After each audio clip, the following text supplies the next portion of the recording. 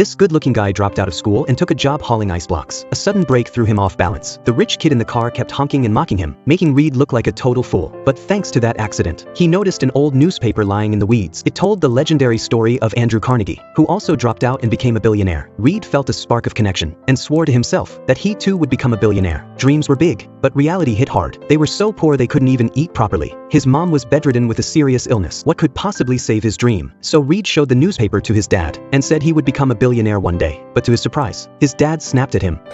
Get it in your head, son. You ain't ever gonna be rich. Only thing you're ever gonna be able to count on is coming up on the short end.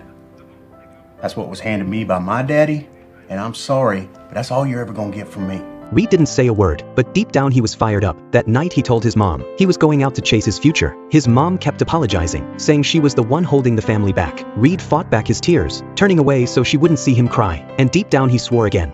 No matter what Daddy says, I don't accept being poor as my destiny.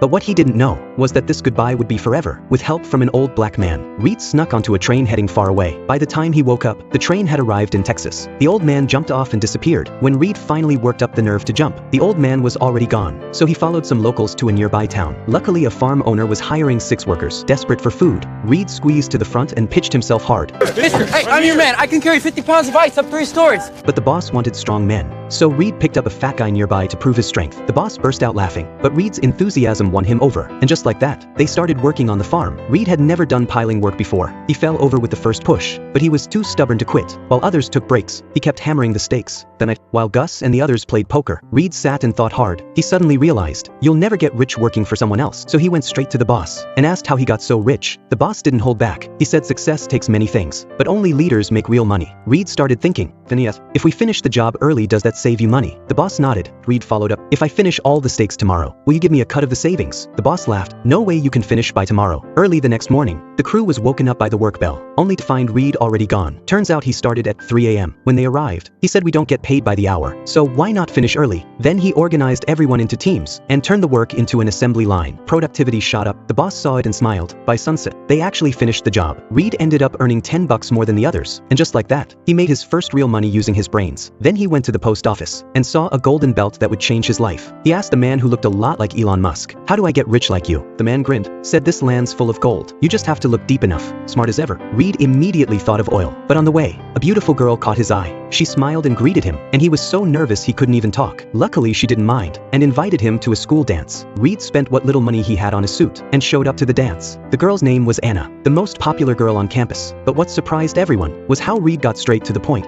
I think I want to marry you. The next day, he came to pick Anna up